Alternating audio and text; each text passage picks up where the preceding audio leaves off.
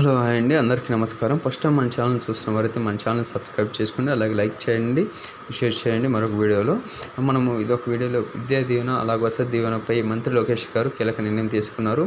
గత ప్రభుత్వంలో విద్యా దీవెన వసతి దీవెన విద్యార్థులకి అమౌంట్ పడక కాలేజీలో సర్టిఫికేట్ లేక ఇబ్బంది పడుతున్నారని ఆయన దగ్గరికి రావడంతో పాత ఫీజు రియంబర్స్మెంట్ విధానాన్ని అమలు చేసేందుకు అవసరమైన విధి విధానాలు రూపొందించాలని అధికారులకు ఆదేశించారు. ఉన్నత విద్యాశాఖ పరిధిలో నెలకొన్న సమస్యలపై సోమవారం అధికారులతో సచివాలయ సిబ్బందితో వారు సమీక్ష నిర్వహించారు. దీనికి సంబంధించిన గత ప్రభుత్వంలో 3,450 కోట్ల పెండింగ్ బకాయిలతో అమౌంట్ కాలేజీకి పడేటట్టు వారు సమీక్ష నిర్వహించారు. దీనికి సంబంధించిన దాన్ని ట్విట్టర్లో వాళ్ళు పోస్ట్ చేశారు.